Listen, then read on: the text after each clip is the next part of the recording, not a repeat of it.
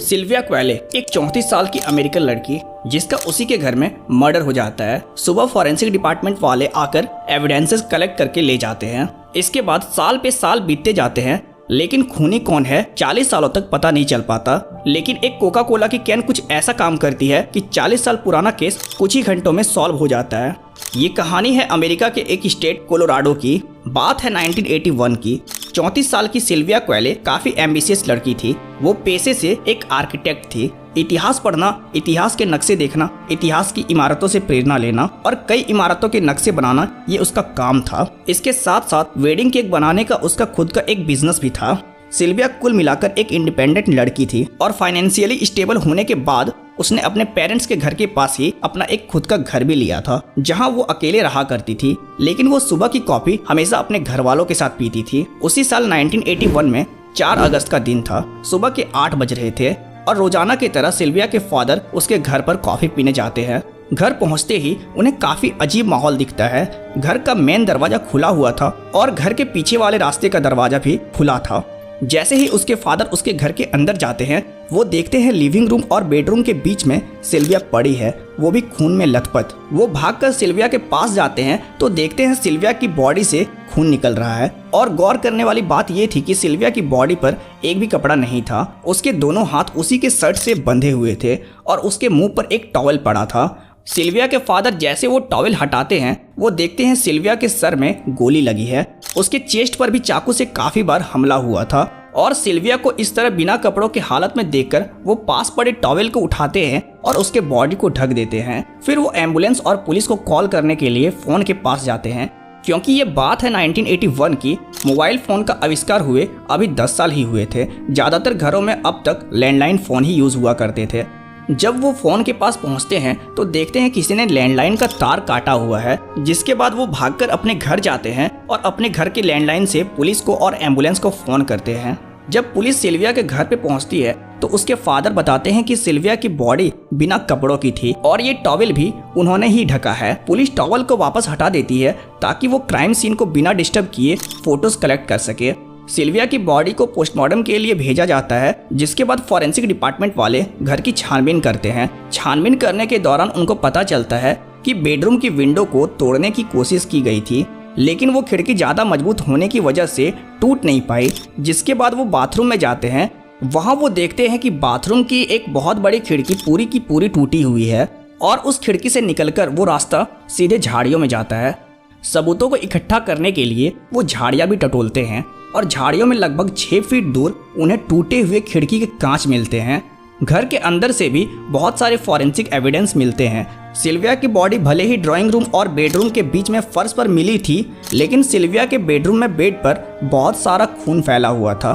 उसकी सारी बेडशीट और पिलो कवर और डोरमेट्स सभी खून से लथपथ थे।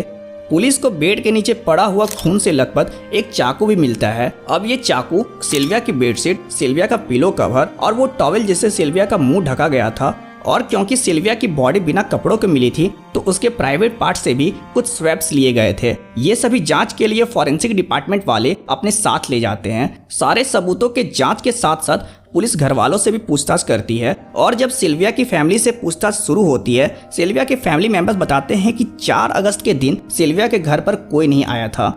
इसके साथ ही पुलिस को ये भी पता चलता है रात के 11 बजे सिल्विया अपनी बहन से फोन पर बात कर रही थी। इससे ये साबित होता है कि रात के 11 बजे तक सिल्विया का फोन चालू था, लेकिन सिल्विया के मर्डर के बाद उसके फोन के तार कटे हुए मिले थे। इससे ये पता चलता है कि सिल्विया के घर में जो भी घुसा था वो रात के 11 बजे के बाद घुसा होगा। अब सिल्विया की पोस्टमार्टम रिपोर्ट आती है, जिसके अंदर कॉज ऑफ डेथ 2 थे। पहला था उसके चेस्ट पर 3 बार चाकू से किया गया हमला, जिसकी वजह से उसका हार्ट और लंग्स में काफी गहरी चोट लग गई थी, जिससे बहुत सारा ब्लड लॉस होने की वजह से सिल्विया की डेथ हुई। सिल्विया की मौत का सेकेंडरी कॉज था उसके माथे पर लगी गोली और सिल्विया की बॉडी पर मिले स्वैप्स ये साफ साफ बता रही थी उसके साथ सेक्सुअल असॉल्ट भी हुआ है। इसके अलावा उसके गर्दन पर एक गहरा लाल निशान भी था, जिसको देखकर साफ कहा जा सकता था कि सिल्विया की गर्दन घोटने की भी कोशिश की गई थी। पोस्टमार्टम में ये भी पता चलता है कि सिल्विया अपने आप को काफ़ी बचाने की कोशिश भी की थी और खुद को बचाने की कोशिश में सिल्विया के बहुत सारे नाखून टूट गए थे। 1981 में ना तो साइंस ने इतनी तरक्की की थी और ना ही फॉरेंसिक साइंटिस्ट के पास इतनी अच्छी मशीनरीज थी जो उन सब चीज़ों की इतनी बारीकी से जांच कर सके, जिससे इन्वेस्टिगेशन इतनी लंबी खिंच गई। इस घटना के होने के 2 साल बाद यानी 1983 में फॉरेंसिक साइंस में कुछ डेवलपमेंट हुए, जहां उन्होंने एक अल्टरनेटिव लाइट बनाई जिसमें डीएनए काफी बारीकी से देखा जा सकता था। और आखिरकार 1983 में सिल्विया की बॉडी पे, टॉवेल पे, शर्ट पे, पिलो कवर पे, बेड पे फॉरेन डीएनए यानी किसी और का डीएनए आइडेंटिफाई हुआ। लेकिन अब प्रॉब्लम वाली बात ये थी कि डीएनए इतने कम अमाउंट में था कि उसको इन चीज़ों पर से हटाकर मैचिंग के लिए भेजना पॉसिबल भी नहीं था। टाइम बीतता गया, लेकिन टाइम के साथ साथ साइंस भी तरक्की करता गया और सन आया 2000, जब सीबीआई फाइनली उस डीएनए को डेवलप कर पाया और वो निकल कर आया एक आदमी का डीएनए। सीबीआई एफबीआई के मदद से वो डीएनए मैच करने के लिए कंप्यूटर सिस्टम में डालती है, लेकिन वो किसी भी अपराधी के रिकॉर्ड से मैच नहीं होता। इसका मतलब साफ था, खूनी जो भी था शायद ये उसका पहला और आखिरी अपराध था। इसके बाद हर साल सीबीआई और एफबीआई इस डीएनए को डाटाबेस से मैच करवाने की कोशिश करते थे, लेकिन 2020 तक ये डीएनए किसी भी डाटाबेस में किसी से भी मैच नहीं करा। अब साल आता है 2020।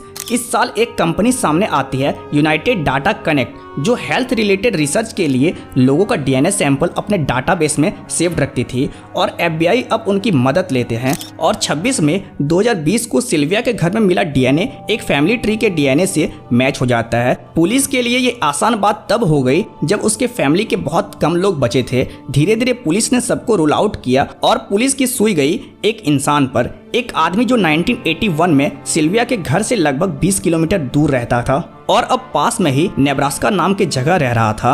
अब पुलिस उसकी बिल्डिंग के चक्कर काटना शुरू कर देती है। एक दिन एक आदमी उस बिल्डिंग का कूड़ा इकट्ठा करके घर के पास वाले डस्टबिन में डालने गया और मौके का फायदा उठाकर पुलिस वाले वो बैग्स उठाकर फॉरेंसिक वाले के पास ले जाते हैं, जिसमें उसका ईमेल एड्रेस भी था और उसके खरीदे गए सामान का लिस्ट भी था। उस खरीदे गए सामान में कोका कोला की एक कैन का भी नाम था जो वेनिला फ्लेवर की थी और लकीली उसी बैग में वो कैन भी मिल जाती है। पुलिस उस कैन की डीएनए सिल्विया के घर से मिले डीएनए से मैच करवाती है और वो डीएनए मैच हो जाता है, जिसके बाद पुलिस फौरन नेब्रास्का जाती है और उस बिल्डिंग से पकड़ कर लाती है डेविड डेनवे नाम के 62 साल के आदमी को, जिसने आज से 40 साल पहले सिल्विया का खून किया था। और जब वो खून किया होगा वो लगभग 22 साल का रहा होगा। 40 साल उसने बिल्कुल एक्सपेक्ट नहीं किया होगा कि पुलिस उसे ढूंढते हुए आ जाएगी और बुढ़ापे में उसको जेल जाना पड़ेगा। सिल्विया को इंसाफ तो मिला, पर उस इंसाफ को देखने के लिए उसके माता पिता नहीं रहे और अब उसके फैमिली में बस उसकी एक छोटी बहन है।